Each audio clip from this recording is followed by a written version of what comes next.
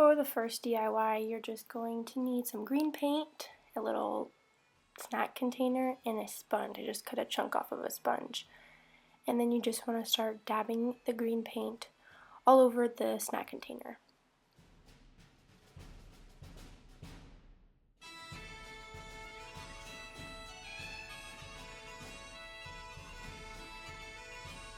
Okay, so I dropped it. Oh my god, do not drop it like I did. So here's the finished dried product. I use about 3 coats. Then you just want to take the ribbon and measure it around the circumference of the circle.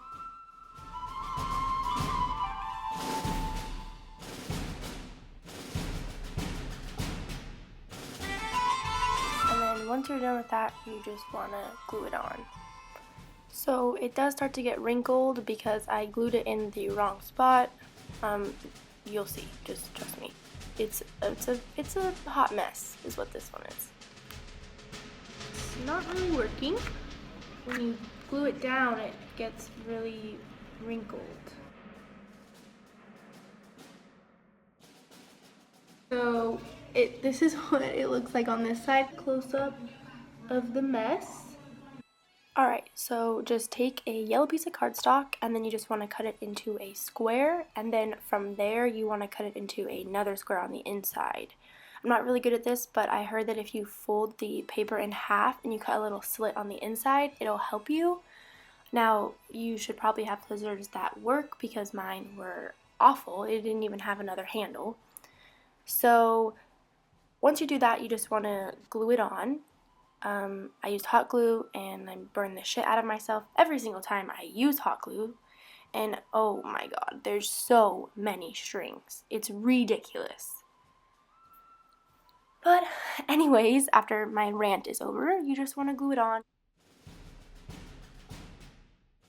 And then I have these shamrocks, and I wanted to glue it on to kind of distract from the fact that I didn't know what the hell I was doing. So this is what the finished touch looks like. So I accidentally dunked the ribbon in hot glue, so that's gonna be the back for sure. There's a close-up of the mess. Yeah, don't do what I did. And yeah, you could put chocolates in it. I put kisses in mine. Okay, so I just finished the snack holder. I used mine for chocolates. I'm not gonna call that one a total fail, but it's definitely up there. So I think it's cute. The ribbon did not work out. You're supposed to use double stick tape to get the ribbon to stick, and you're also not supposed to put the ribbon on where the lid screws on. You're supposed to put it below that. I wanted to cover up where the lid screwed on, but that's where I screwed up. That was a fail. I also dropped the ribbon in the hot glue, the front of it, so that's why the back is all covered with hot glue, if you could see that. So also I could have measured out the square that I glued on because it is a little bit uneven, but it gives it kind of a do-it-yourself kind of touch. This one, not a major fail. Let's see how the other ones go. Alright, for the next one, you are just going to need a ring. I got mine from Michael's. It's just a styrofoam one, some burlap, and you're just going to want to pull it to about like an arm's length, I would say. And you just want to glue it down onto the ring, and then you just want to thread it through the center and wrap it around until you get to the end and glue it down.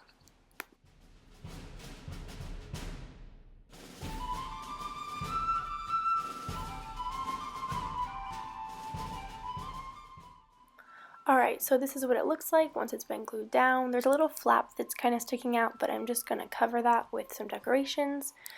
You're just going to take some twine and you're going to glue it in a little arc shape, like an upside down rainbow, on the top edge of the ring.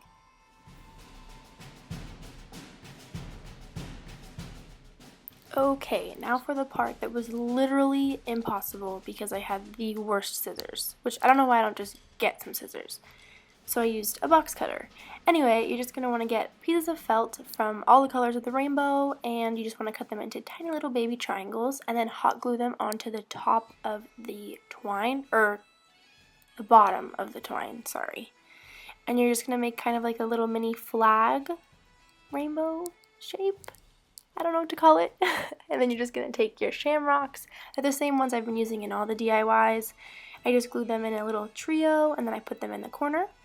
Then you're just going to take the beads, the gold beads, and I just put a dollop of like hot glue down, and then I was kind of winging it, but I figured out that I did like chunks of 3 or 4 beads, and I did it all the way around the entire ring. So this is what the finished product looks like. It is literally my favorite DIY I have ever made. I don't think I've ever done anything successfully, especially from Pinterest. I think it's super cute and super subtle, and I just love it. I definitely had good luck with this one.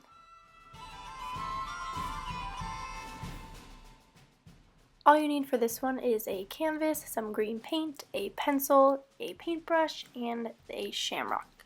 Oh, and gold beads and a glue gun. So I accidentally started painting, but you're just going to want to trace the shamrock out with your pencil onto the canvas, wherever you want to place it. And then you just want to start painting stripes. I just did my best to eyeball straight lines. It didn't actually turn out that bad, but maybe you want to measure it. And then once you get to the bottom, it's okay to paint over the shamrock traced outline. And then it's super easy. All you want to do is just take some hot glue and put the beads down in the shape of the shamrock that you traced.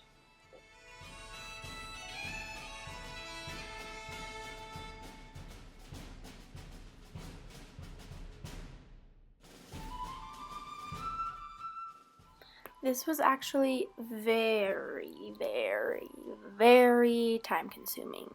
It took me forever to figure out the best way to do it. So if you're wondering, the best way is to just do like a quick little dab of the hot glue and then put the beads on, because otherwise the hot glue dries too fast and then it was just a mess. It doesn't work. It took me like about an hour to just do the bead part. But anyway, this is what it looks like. It's on my counter of my kitchen. I think it's super cute. It's like very subtle. You can always decorate it saying luck, lucky, happy St. Patrick's Day, anything like that. But I kind of liked the subtlety of it and how you can't really tell. So that's it for this video. Thank you guys so much for watching. As usual, be sure to subscribe. And I'm going to have to say, I had some pretty good luck with this one. I'm punny.